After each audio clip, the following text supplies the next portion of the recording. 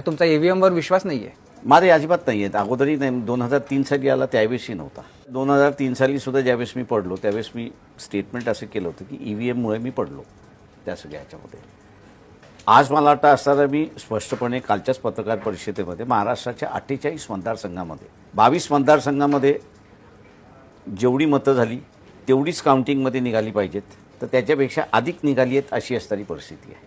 26 मतदारसंघामध्ये जेवढी मतं झाली आहेत तेवढी मतं निघालेली नाही आहेत, तर त्याच्यापेक्षा कमी मतं निघालेली आहेत. इलेक्शन कमिशनने आता असताना मतदाराला समजावून सांगावं की हे जर अनटॅम्परेबल असेल आणि हे कॅल्क्युलेटर आहे असं जर आपण म्हणत असो, तर मग जेवढं तुम्ही इनपुट दिलेलं आहे तेवढंच आउटपुट आलं पाहिजे होतं. पण बाळासाहेब, पण याच्यामध्ये काही मशीन्स जास्ती देतात आहेत आणि काही मशीन्स कमी देतात आहेत, याचं एक्सप्लेनेशन आता इलेक्शन कमिशनने द्यावं अशी आमची विनंती. पण बाळासाहेब, मुद्दा असा की जर असं होतं तर इतके दिवस म्हणजे जेव्हा हे लक्षात आलं त्याच क्षणी त्याच वेळेला तिथले जे पडलेले उमेदवार होते त्यांनी त्यांच्या प्रतिनिधींनी त्याच वेळेला त्याच्याबद्दल का नाही आक्षेप घेतले, बोंब मारली काही? माझ्या माहितीप्रमाणे म्हणजे एक अकोल्याच्या बद्दलची जर अशी तक्रार ऐकली तर बाकी कुठेही कुणीही याच्याबद्दल आवाज उठवला नाही. आता इतक्या दिवसांनंतर बोलण्यात काय पॉईंट? मी आता त्याच्यामध्ये एक असं म्हणतोय की प्रत्येकाने माझ्या माहितीप्रमाणे काउंटिंगच्या वेळेसच अर्ज दिले होते की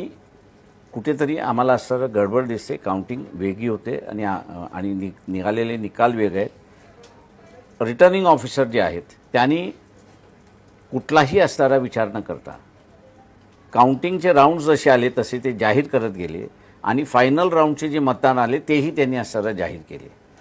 विशेषतः आत्ता ज्यावेळेस आपण असणारा बघतो याचं कारण असं आहे की त्यावेळेस काउंटिंग किती होणार ह्याच्यावर तर लोकांचं लक्ष होतं.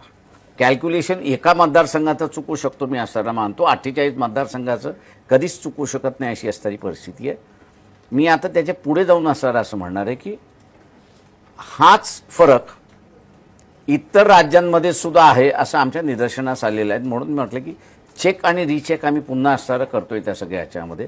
15 दिवसामध्ये उरलेल्या मतदारसंघांमध्ये किती डिफरन्सेस आहेत तोही आम्ही असणारं त्या ठिकाणी मांडतो.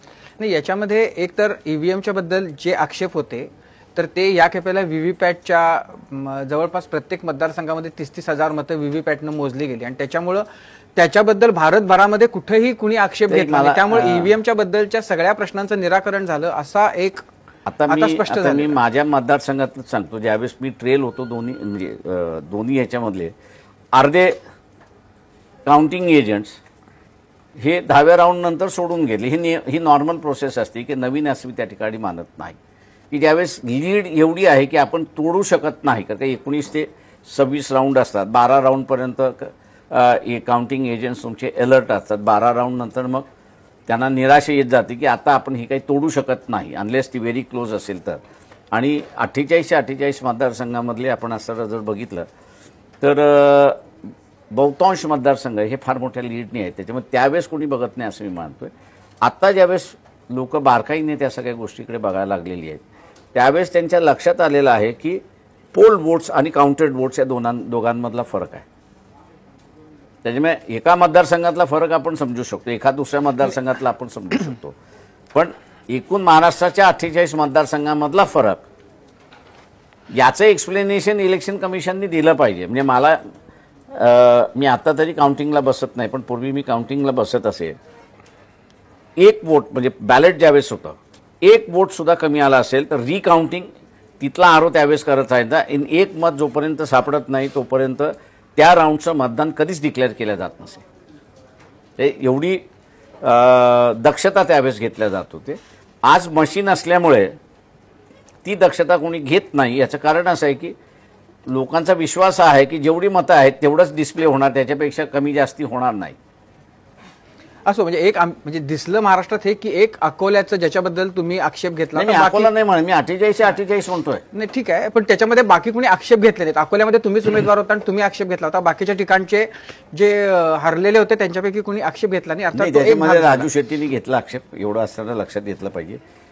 माझ्या माहितीप्रमाणे मला जी माहिती आलेली आहे या सगळ्या याच्यानंतर 48 उमेदवारांनी म्हणजे डिफरन्स जे जिंकलेत त्यांनी सुद्धा आक्षेप घेतलेला आहे ह्याची मला असतं. काही इम्तियाजनी सुद्धा मला असतं तिसऱ्या दिवशी फोन करून सांगितलं की साहेब माझ्यामध्ये 1000 मतं जास्ती आहेत तेव्हा काय करू म्हटलं एक पत्र देऊन टाक, हे आधार मतं जास्ती आहेत. बरं ठीक आहे.